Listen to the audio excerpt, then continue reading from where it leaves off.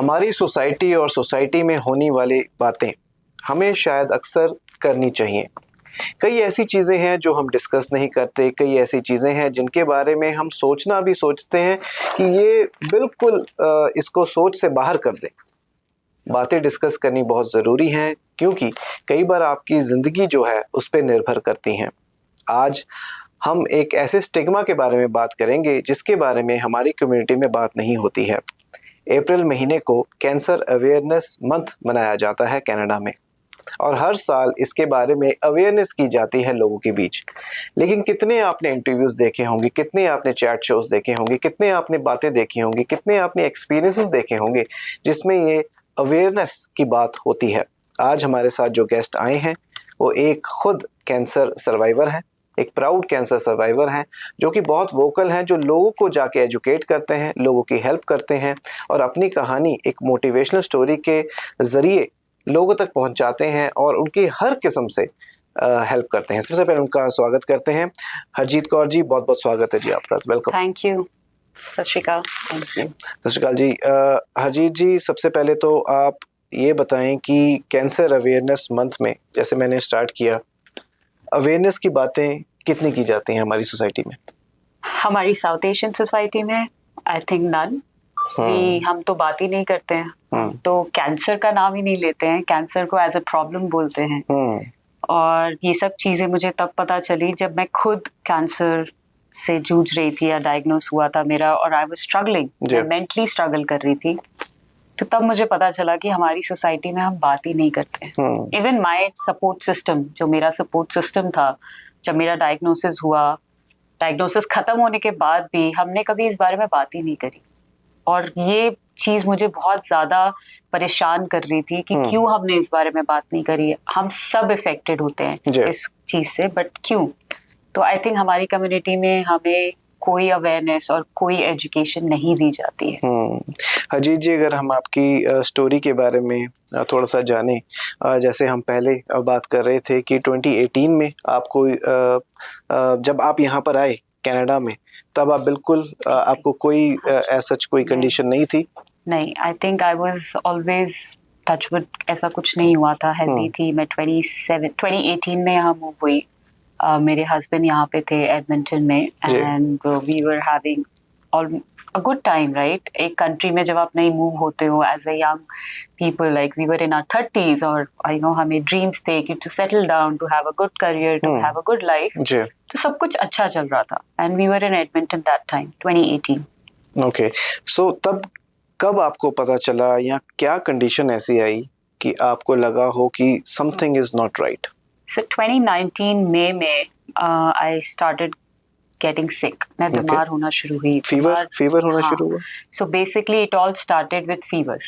तो May 2019, end of May के आसपास I have a little blurry वो कि I came back from office और मुझे ऐसा लगा कि मेरी बॉडी में एक है बहुत ज़्यादा, I felt like कि जब आपको फीवर फील होता है तो जैसे वायरल फीवर होता है। तो वो एक दिन पास हुआ, 2 दिन पास हुए, एंड हम फैमिली डॉक्टर के पास गए, and I was lucky that एक कुछ चीजें हमने ऐसी की हैं यहाँ पे आके कि जो बहुत लोग नहीं करते। I had a family doctor, मैं उनके पास गई एंड उन्होंने हमें बोला कि इट लुक्स लाइक वायरल या flu, take rest, take Tylenol, take of.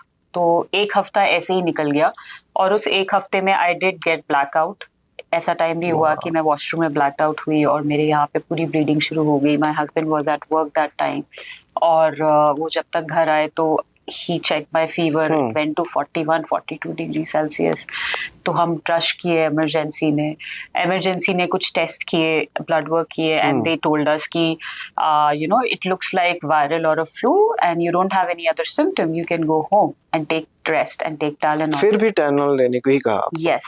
Yes, and Tylenol I think मेरी बॉडी का एक वो हो गया था कि मुझे हर 2 घंटे में खानी पड़ेगी। क्योंकि मेरे फीवर्स इतने स्पाइक कर जाते थे 39, 40, 41 में। You have to take Tylenol to bring your fever down.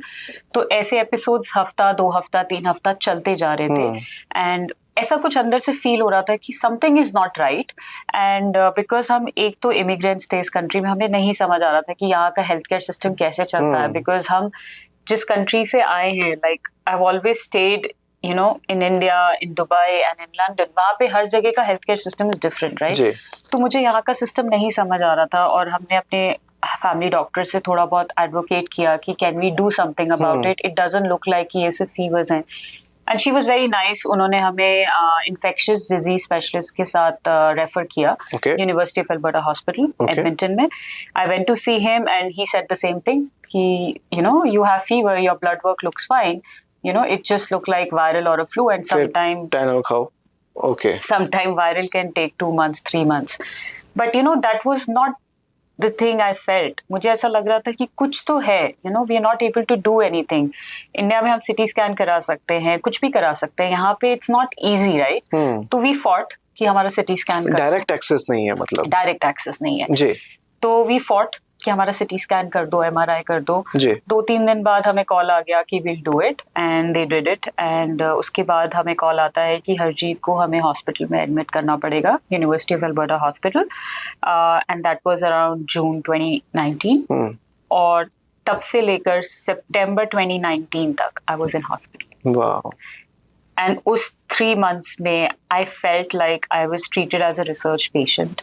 I had endless biopsies, bone marrow biopsy, breast biopsy, I had surgeries, I had MRI, CT, you name it, I had it. Like my body had every single thing. And मैं बहुत frustrate हो रही थी, hopeless feel कर रही थी. और आपको बताया नहीं गया था हुआ क्या? तब तक कुछ पता ही नहीं चल रहा था. Okay, they were just researching on you. They were just doing all the tests to find कि what's going on. Okay. Because मेरे fevers रुक नहीं रहे थे. My body started swelling up. तो कैसे उसको कंट्रोल करते थे? heavy medication के साथ? Yes, IV fluids देते थे और medication देते थे. And my body started swelling up. और उसके बाद fevers तो कभी रुके ही नहीं. फिर जब finally it was so overwhelming for my husband कि काम भी करते थे, मेरे पास हॉस्पिटल भी आते थे. Luckily my brother was here, तो he was also, उन दोनों के लिए ना बहुत मुश्किल हो गया था. In a country like Canada where you have to do everything, it was very challenging for them to take care of me and to hospital और ये वो. तो फिर we asked my mom to come. She was here and 1 हफ्ता पहले मेरे diagnosis के we thought of going back to India because हम थक गए थे. I was tired. I was exhausted, hopeless feel हो रहा था. सारी reports हम इंडिया भी भेजते थे because my uncle was a doctor and यहाँ के doctors को पता था कि हम सब इंडिया भेज रहे हैं. And because it was such a condition कि किसी को नहीं समझ आ रहा था. And all of a sudden doctors came in and they said कि हमें एक last biopsy करनी है, which is skin punch biopsy. And I was पहले तो not agreeing to it because I was really exhausted and I was feeling like कि मुझे India जाना है. और कितने टेस्ट करने हैं? My body had so many scars and you know those many things and I felt like so tired and कि मुझसे नहीं हो पाएगा. And then finally we agreed. They did a skin punch biopsy और 28th of August, 27th को हम सोच रहे थे कि हम डिस्चार्ज करके घर चले जाएं और वहाँ से we'll book इंडिया की flight. But my husband was worried कि हम इसको इंडिया कैसे लेके जाएंगे क्योंकि 24 आवर्स की फ्लाइट है जिसमें से इसको फीवर्स आते हैं, चिल्स आते हैं and you know, how will we take her to India? तो वो उस टाइम पे डॉक्टर से बात कर रहे थे. And 28th of August when we were getting discharged from the hospital, one doctor rushed in and she said, Harjeet, we got the diagnosis and I would request you to stay back. तो उस वक्त जब उसने ऐसे बोला तो I asked her कि what happened. She said, you have subcutaneous panniculitis T-cell lymphoma. And honestly उस टाइम पे मुझे समझ नहीं आया. मैंने कहा what is it? And she's like, it's rare type of blood cancer. It's stage 4. Stage 4. And it's progressing. And I would request you to stay back. Those were her words. And जब मैंने ये बात सुनी कि I have cancer and it's stage 4, मैं उस वक्त बिल्कुल numb हो गई थी. I felt like कि everything is over now. And my mom was just standing next to me. इधर खड़ी थी मेरे. और I could see tears rolling her eyes. मुझे दिख रहा था कि उनकी आंखों से आंसू आ रहे हैं. But I could not do anything. Like मैं ऐसे नम पड़ गई थी कि मैं react भी नहीं कर पा रही थी. और मुझे ऐसा लग रहा था अगर मैं रो पड़ी तो it will be very difficult for me to manage my mom to see my husband like this. I think I have to keep the strong face in front of them. तो उस वक्त बस एक strength जो थी वो इसीलिए थी कि मुझे कुछ नहीं रिएक्ट करना है. I just have to listen to what's the next step. तो उन्होंने कहा कि we need to start the treatment ASAP. मैंने अपने हस्बैंड को कॉल किया and he was with my family doctor that time. तो मैंने उनको बोला कि you have to come and he was like what happened. I like we got the diagnosis but मुझे फ़ोन पे नहीं बताना था. तो he came and he rush to the hospital and he was standing and then doctors told him and I could see, you know, he was also in a shock state of mind. I was just 32 at that time. Wow. You know, एक 30s की as में when you are young, when you want to do so many things in life and you were told that you have stage 4, जो हमेशा सुनते हैं कि stage 4 people will never survive or you know they might not survive cancer. तो ये सब हुआ. हमने डॉक्टर से पूछा हमारे पास कितना टाइम है, बिकॉज हमें ना एक मन से था कि we need to check with our family doctor back home in India too. अभी तक तो कुछ नहीं समझ आ रहा था और एकदम से stage 4. तो we asked for reports, we sent it back to India. और इंडिया में उस वक्त दिन के रात के 3 बज रहे थे. तो वी आस्क्ड डॉक्टर कि हमारे पास कितना टाइम है. They said take your time but we have to start the treatment in next morning. तो डॉक्टर्स ने इंडिया में हमें बोला कि कीप हर देयर, हरजीत को वहीं रखो, वहीं ट्रीटमेंट दो, बिकॉज उसका cancer is rare and aggressive. By the time she will come to India you might not have time. तो फिर मेरा ट्रीटमेंट नेक्स्ट डे चालू हो गया था वहीं पे एडमिंटन.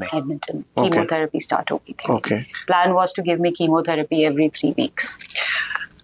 अभी तक जितना हमने सुना है आपकी, ये जो हमने पूरी कहानी सुनी है, इस पे एक चिल्स हमें भी आते हैं. हमें भी एक ऐसा लगता है कि उस टाइम पे आप पे क्या बीती होगी, क्या गुजरी होगी फैमिली, क्योंकि फैमिली के ऊपर जो गुजरती है, लेकिन जिस पे गुजर रही होती है उसके दिमाग में भी ये चल रहा होता है कि उनके ऊपर क्या बीतेगी. उसके बाद आपने कैसे अपने आप को और स्ट्रॉन्ग किया और कहा कि चलो अब ट्रीटमेंट करवाते हैं और ठीक होते हैं? आई थिंक मेरी स्ट्रेंथ उस वक्त मेरी फैमिली थी सबसे ज़्यादा. एंड सबसे ज़्यादा वर्स्ट क्या था कि मेरी मॉम यहाँ थी बट मेरे डैड इंडिया में थे. Okay. And to tell him was उनको नहीं पता था a big thing. No, उनको पता था कि मैं बीमार हूँ, फीवर है, बट उनको बताना was a big thing. तो my husband and my mom took that step. जब मैं बीमार होना शुरू हुई थी, I was like, you know, totally in that zone where जिससे मुझे किसी से बात करने का मन नहीं करता था. और जब कैंसर पता चला तो I went to that zone. I didn't want to talk to anyone, even my friends or family. और सब मेरे हस्बैंड और मेरी मॉम ने ही इनिशिएटिव लिया कि मेरे क्लोज फ्रेंड्स को बताना, मेरे डैड को बताना. My God. And thankfully my dad flew from India ASAP. And Alberta Health Services की जो social team है, I think psychosocial team or some team, I'm completely forgetting. तो वो उन्होंने लेटर दिया और सब कुछ किया कि my dad could get the visa and he could come here. तो वो सब था. But I think I don't know. कई बार लोग कहते हैं कि मैं बहुत strong हूँ या हूँ, तो मुझे लगता है कि शायद मेरे पास कोई choice नहीं थी. I mean, being strong was the only option for me. मेरे को किसी ने कोई choice नहीं दी थी कि स्ट्रॉन्ग मत हो. तो आई ऑलवेज से दिस कि आई थिंक मेरे पास कोई चॉइस नहीं थी सिवाय इसके कि मुझे फाइट करना है जी. मुझे इस बैटल से निकलना है जी. और अपनी फैमिली के साथ रह के निकलना है और उनको ऐसा नहीं फील कराना है कि मैं कमजोर हूँ जी. जैसे आपने बताया कि आपकी एज सिर्फ 32 थी उस टाइम पे जब कीमोथेरेपी हुई, और आपकी और भी जो टेस्ट होते होंगे, मेडिकेशंस होती होंगी, उसका इफेक्ट जो है वो भी बहुत ज़्यादा गहरा हुआ होगा. साइड इफेक्ट्स ऑफ कीमो तो बहुत हैं. बहुत कॉमन साइड इफेक्ट्स तो यही है कि you lose your hair and then I could not eat much. I had ulcers. मेरी appetite बहुत लो हो चुकी थी. Nausea रहता था all the time. Weakness, pain, body pain. Chemos के time पे I still used to get fevers. I used to get fevers during that time too. कई बार ऐसा भी हुआ है कि मेरी कीमो extend की गई है because of the fever. Because जब fever होते हैं तो body में कोई infection होता है. Infection की वजह से they can't give you chemo, and that episode never stopped. Never ever stopped. There were time कि मैं रात भर emergency में जाके wait करती थी और फिर next day hospital admit होते थी और ये वो. तो ये episode चलते रहे. But the worst side effect which I faced was when I was told that I have been thrown into early menopause. I've lost my fertility during this whole period. और उस वक्त मुझे बहुत लगा था कि मुझसे किसी ने बात नहीं करी. You know, no one told me about it. And I had a fight with my husband and he was like, उस वक्त we wanted to save you. Yeah. Our first priority was you. But then finally they did my fertility. They referred me to fertility specialist. मैं गई doctor के पास. उन्होंने बोला कि I'm sorry Harjeet, but the kind of treatment you got, it was so aggressive that you've been thrown into early menopause, and your next step of the treatment है that will make it more worse. So वो news उस वक्त ऐसा लग रहा था कि सब कुछ तो खत्म हो रहा है. We just trying our best to treat me or to do things. और उसी दौरान हमें ये पता चलता है कि मेरा कैंसर का मेरी कीमोस काम नहीं कर रही है. My cancer is not, my chemotherapy is not killing my cancer cells. तो मेरा पेट स्कैन हुआ और हम डॉक्टर के पास गए तो he said, Harjeet, I still remember हम ऐसे बैठे थे, and he said, Harjeet, what's your appetite? And I was like, what do you mean? He was like, what do you want to do? And I said, I want to live. I want to live. I am just done with this. I can't take it. He was like, I have two options for you. One, we keep on giving you chemo and see how your body takes it. And I don't know. We don't know how your body takes it because your cancer is so aggressive and there are hardly cases, in Canada, there are only 150 cases reported globally of this type of cancer. Yes. Wow. And we are trying our best to treat you. Second is to go for a stem cell transplant. And I had no idea what he was talking. So I asked him. He's like, stem cell transplant is basically where we'll give you donor cells. So he asked me if I have a sibling. I said yes. So he's like, will he be okay to donate his cells? So उस वक्त हमने बोला कि let's just see, we'll go back and talk and we'll get back to you. तो जब हम घर आए ना तो I felt सब खत्म. I really felt कि there's no choice. मुझे दो options दे दिए, या इस पार या उस पार, but उसमें भी कोई guarantee नहीं है. So I came home, I locked my door and I cried a lot. और मैं हर बार किसी के आगे नहीं रोती थी because I always used to do it when I was in my own on your own space. तो जब मैं कमरे से बाहर आई ना तो decision was already made कि हम stem cell कराएंगे and my brother will be my donor. हमारी फैमिली में ऐसा होता है, right? The decision is not done by you, it's done by the whole family. तो I came out and they said we go for stem cell. हमने बात कर ली है इंडिया में सबसे, हम यही करेंगे. तो आपके ब्रदर यहीं पे थे ऑलरेडी? हाँ. Okay. He was studying. He came to Canada in 2016. Okay. And then he moved to Edmonton in 2018 or 2019 job के लिए. तो उस टाइम पे obviously decision was made. फिर मेरे और टेस्ट हुए, मेरे ब्रदर के टेस्ट हुए एंड केम आउट कि वो 100% मैच है, which is also very rare. You don't get 100% match. तो डॉक्टर्स ने कहा कि this is a rare thing to have a 100% match. तो plan was to go for more chemotherapy because मेरे fevers नहीं रुक रहे थे. तो इन्होंने और कीमोस करी. जैन में I started having blurry vision on my right eye and same we rushed to emergency and वहाँ पे जाके पता चलता है कि cancer has gone to my eye. और फिर उन्होंने मेरी बायोप्सी करी आँख की, राइट आई की, और वहाँ पे उन लोग को लगा कि बायोप्सी का रिजल्ट 2-3 दिन में आता है. तो उन्होंने हमें बोला कि come we'll call you. Call आता है and they said us कि it's not cancer but it's CMV retinitis which has damaged the retina of the right eye and it's active right now which can harm my left eye too. तो उन्होंने कहा कि we need to admit her straight away and we need to do the treatment. और उसी दौरान मेरे chemos भी चल रहे थे. तो there was a time I had एक हफ्ता कीमो, एक हफ्ता इंजेक्शन, एक हफ्ता कीमो, एक हफ्ता injection. So that was the worst time. Jan Feb was the worst time for me. और मैं ना होप खोती जा रही थी. I was just losing it. I felt like कि हम बस कोशिश कर रहे हैं, कोशिश कर रहे हैं. कोई ना कोई चीज़ आ ही जा रही है ऊपर से. और ऊपर से नई चीजें आ रही हैं. मैं कैसे उस तक पहुंचूं? But finally, March 2020 was my plan to get a stem cell transplant, and the plan was to come to Calgary at Tom Baker Cancer Center. जी. हमें कॉल आ गया था कि टॉम बेकर कैंसर सेंटर में स्टेम सेल होगा, और उसके कुछ 4-5 दिन पहले हमें सबको बुलाया गया था इधर टॉम बेकर, मेरी फैमिली को, मुझे, और हमें ऐसे रूम में बिठा के सब कुछ बताया गया कि stem cell transplant is a risky thing and there might be a chance of 20 to 30% of death. The treatment will be very painful but we'll try to do our best.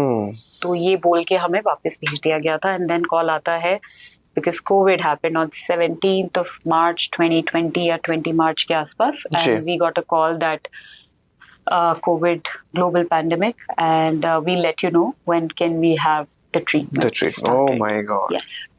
उस एक हफ्ता 10 दिन बाद मुझे एकदम से फीवर्स हुए फिर से, and they had a doubt that कहीं कोविड तो नहीं है. फिर सारे टेस्ट हुए but it was not Covid.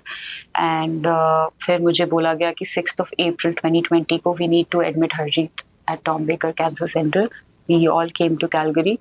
My family dropped me at the hospital, and honestly 6th of April 2020 को दिन के टाइम पे they dropped me, and I felt like probably this is the last time I'm seeing them. My God. I really felt कि अभी तक तो my journey was okay because I was with them. मेरा support system था, कोई है तो है साथ में, मेरे साथ कीमो में जाते थे, मेरा ध्यान रखते थे. अब क्या होगा, अब मैं कैसे लड़ूंगी अकेले. तो वो जो था ना, वो डर मेरे अंदर था कि मुझे नहीं पता कि मैं शायद कर भी पाऊंगी या नहीं. I hugged them and I felt I think this is the last time I'm seeing them. Oh my God. I was isolated for 35 to 40 days in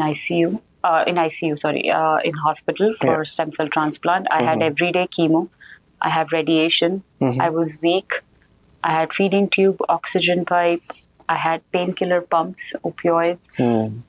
Every day was difficult. ऐसा लग रहा था कि I am losing every day. I was just praying and hoping that I could live for the next day so I could see my family. I used to do FaceTime, video call. Starting में तो फिर भी हो पाता था, but जैसे chemos और radiation मिल रही थी, my body started giving up. It was painful too, हाँ, right? it was painful. मैं opioids पे थी and I was not in my senses. इतना पेन होता था. Yeah. But I think I was just fighting for my life every single day. और उस दौरान मैंने एक छोटा सा लेटर लिखा thinking कि what if I don't go back from here? What if कि मेरे को यहाँ से वापस जाने को नहीं मिला, तो at least I want to be thankful to my family, to my husband, to my mom. So ऐसे ही I just wrote that, I'm so blessed that I had you guys. But one thing which was missing was a talk. We never talked about our pain, our experience. So I think I just wrote that, and 35 days baad I was told that I can go home. I was 42 kilos that time. I had zero immune system, zero cells, because मेरे को जो stem cell transplant मिला था वो 14th April 2020 को मिला था. Okay. So basically मेरे brother की stem cells दिए गए थे मुझे, और वो stem cells का process क्या होता है कि पहले आपकी body को more chemo radiation से immune system को kill किया जाता है, आपकी सारे cells को kill किया जो जाता है. पुराना जो आपका जो पहले की जो आपकी cells मेरी body के जितने भी cells थे उसको मारना, और that was the plan, and उसको नए सेल्स देना थ्रू माय ब्रदर डोनर. तो वो process itself is very painful. तो वो 14th April 2020 को मेरे भाई के स्टेम सेल दिए गए थे, और बोला जाता है कि कई बार आपकी बॉडी रिजेक्ट कर सकती है डोनर सेल्स. तो 100 days are very risky for a patient. There might be a chance that patient can not survive. So वो 100 days हमें बहुत ध्यान रखना था, और हमें बोला गया था कि it's COVID, so we have to make sure she can't get any infection. There should be no chance of giving her any kind of infection because उसका immune system zero है. My God. तो हम जब घर गए तो all protection was done, like my brother, my dad, my mom, my husband, everybody was there, and they used to make sure कि मुझे खाना भी बाहर टेबल पे डाल के दे देते थे, एंड कि कोई भी किसी तरीके का भी इन्फेक्शन ना हो. They used to wear the kit every time when they come to see me. तो बहुत ज्यादा प्रिकॉशंस लिए गए. 100 days, I was totally bedridden. मैं ना मैं से शार लिया जाता था, ना मुझसे चेंज किया जाता था. आई रियली फेल्ट कि एट द एज ऑफ 33 मेरी मॉम मेरा ध्यान रख रही हैं, और it should be opposite, right? So ऐसा लग रहा था कि I am just a burden to my family at that time. Mentally कितना आपने स्ट्रगल किया उस टाइम पे? बहुत. आई थिंक जो सबसे ज्यादा पता है, जब स्टार्ट हुआ तो ऐसा लग रहा था कि एक फुल टाइम नौकरी चल रही है मेरी, कि मैं टेस्ट के लिए जा रही हूँ, कीमो के लिए जा रही हूँ, सबके लिए जा रही हूँ.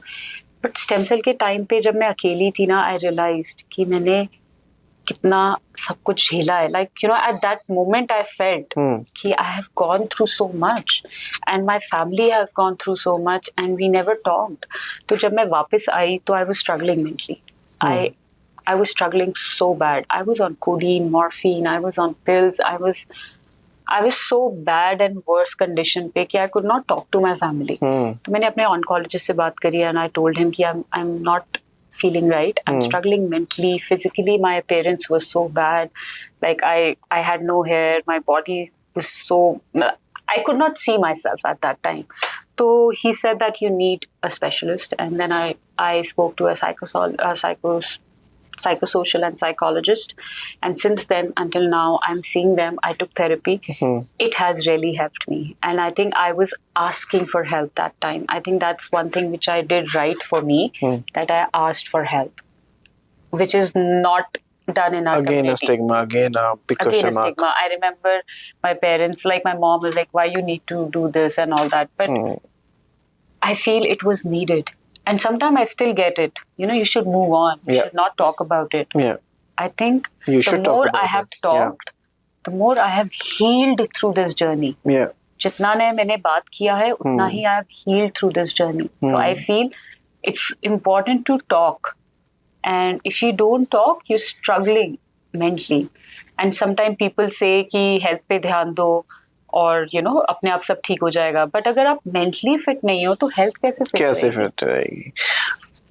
एक ऐसा सवाल है जो अगेन हमारी कम्युनिटी में शायद ना ऐसे बोलेंगे, पता नहीं क्या पूछ लिया, लेकिन डू यू फील कि आपने उस एंड, वो जो लास्ट दरवाज़ा होता है जिसके बाद में मौत ही होती है, उसको आपने टच करके आप वापस आएंगे? I do feel. I feel that I think बाबा जी ने मुझे ये सेकंड लाइफ दी है जो बहुत लोगों को नहीं हैव मिलती यू है. एक्सपीरियंस दैट कि हाँ मैं बस अब मतलब जो हाँ. कहते हैं ना बिल्कुल Every day, every बिल्कुल single गिर के day, ऐसे वापस बाउंस बैक किया? every single day when I was in hospital stem cell के टाइम पे, जी. आप बिलीव नहीं करोगे, I used to pray every time कि मैं नेक्स्ट डे उठ जाऊं. मैं मानती हूँ, बाबा जी को मानती हूँ, गुरुद्वारे मानती हूँ. उस टाइम पे मेरे बगल में हर वक्त सुखमनी साहब का पाठ चलता था, नॉन स्टॉप चलता था. That was one thing which I used to do, like I used to listen to everything. But वो रात रोज आई है. लाइक मुझे नहीं पता था कि मैं नेक्स्ट डे उठूंगी या नहीं. Like I had no idea. And I still get goose bumps जब मैं सोचती हूँ कि मैंने कैसे वो 35 डेज निकाले हैं. अकेले? नहीं पता, बिल्कुल अकेले. और आज अगर आज मुझे कोई कहता है ना कि मुझे वापस स्टेम सेल कराना है, मैं नहीं जाऊँ. I can't do that again. I mean it was not easy for me. कोई ऐसा जो इस समय आपको सुन रहा होगा, शायद ऐसी कंडीशन में हो जिसके पास बिल्कुल भी हिम्मत ना हो, ज़रूरी नहीं उसे कैंसर हो या कोई और, कुछ भी हो सकता है, लाइफ की ऐसी स्थिति में हो जहाँ पर वो बहुत मदद मांग रहा हो, उसकी बॉडी मेंटली, उन्हें पहले आप क्या कहना चाहेंगे? मैं सिर्फ इतना कहूंगी कि प्लीज अगर आपके आसपास कोई है जो आपको सुन सकता है, प्लीज शेयर. और अगर आपको लगता है कि आपके बात करने से कोई, क्योंकि आई थिंक हमारी कम्युनिटी में सबसे बड़ा प्रॉब्लम ये है कि हम बात नहीं करते. तो I think you should ask for help. You know, ask your doctors, ask your friend, ask your family. It's very important to talk. Because आप दूसरे वाले को नहीं, हम आपस में बात करें, हम नहीं समझ पाएंगे कि आपके दिमाग में क्या चल रहा है. बट अगर आप मेंटली स्ट्रगल कर रहे हो, please ask for help. I think that's the one thing you could do for yourself, right? तो that's the message I want to share for people. Like, you know, if you're struggling mentally, don't deal with that alone, please. Like, you know, there are support groups out there. There are people out there who are happy to help, who are happy to speak to you. So please ask for that help. जी. Ajit ji, cancer awareness month है, तो क्या हम कर सकते हैं या हमारी ऑडियंस व्यूअर्स क्या कर सकते हैं कि इस कॉज का हिस्सा भी बन सकें? So I am wearing this daffodil pin. मैंने आपको भी दिया है. So I have been working as a patient advocate and a speaker with Canadian Cancer Society as a volunteer, and I think we wear this pin in support of those people who have lost their life because of cancer. And Canadian Cancer Society एक ऐसी society है which raise funds for research, and this gives people help, you know, kind of hope to bloom. So that represents the daffodil month. So April is a daffodil month, and every donation, you know, can help those people. And this week we are doubling the donation. So basically the amount of donation you'll do, it will get twice. So I would just request people to donate. Any small donation could help save their lives. And I think Canadian Cancer Society is doing amazing work in that. That's what I would like to just say, that please support. Daffodil month is a month where you can support and help other people out there by donating. And they are matching as well, so $1 will be $2. Yeah. So just go out there. Yeah, thank you so much Ajit जी, आप यहाँ पर आए, और जितने भी survivors आपको इस time देख रहे हैं, और जब ऐसी कंडीशन हो जाए और स्पेशली साउथ एशियन कम्युनिटी में, तो उन सबको आप क्या कहना चाहेंगे एक बार जाते जाते? Being a South Asian, cancer is a huge stigma in our community, and I want to make that change. I want to break that silence, and I think that's what I want to do. जब मेरा diagnosis हुआ था, we never talked, and now after 5 years, I see myself standing here, living my second life because of hope and resilience. And I want to give back to that. I want to give that back to my community. I feel cancer is a thing where we need to talk about it. We need to spread awareness. We need to educate our people. And please make sure that you get your testings, and early testing is a key. So I would always recommend people to get their test done and make sure that your own, just have a family doctor, just get your medical checkups done, because early detection is the key. Thank you so much Ajit ji. उम्मीद करेंगे कि आगे जाकर भी आपसे बातचीत होती रहे, जितनी अवेयरनेस हम कर सकेंगे, चाहे वो कैंसर अवेयरनेस मंथ हो या ना हो, जब भी आपको लगे कि अवेयरनेस करनी चाहिए, जब भी आपको लगे ये स्टोरी शेयर करनी चाहिए, जब आपको लगे कि ऐसा कोई केस जिसकी कोई मदद की ज़रूरत हो, हमेशा आप हमें काउंट कर सकती हैं। हमेशा हमारा प्लेटफॉर्म आपके लिए खुला है। Thank you so much. Thank you आप सभी का जो प्रोग्राम के थ्रू हमारे साथ जुड़े। अगर आपके मन में कोई सवाल है, कोई भी ऐसी बातचीत आपने हमारे साथ करनी है, तो आप हमारे कमेंट सेक्शन में ज़रूर कमेंट करके पूछ सकते हैं, या फिर हमें फ़ोन करके कोई भी जो जानकारी है वो आप ले सकते हैं। अगेन, जिस चीज़ के साथ मैंने शुरुआत की थी प्रोग्राम, उसी के साथ हम इसको समाप्त करते हैं कि स्टिग्मा ना बनाइए। जो मन में बात है, कोई भी ऐसी चीज़ है तो उसे डिस्कस ज़रूर कीजिए, किसी की मदद कीजिए, बिना किसी लाभ के, बिना किसी लोभ के किसी की मदद ज़रूर करनी चाहिए, और अपनी मदद से शुरुआत कीजिए। अगले प्रोग्राम में फिर हाजिर होंगे। देखते रहें BTV broadcasting. Always be positive, be yourself.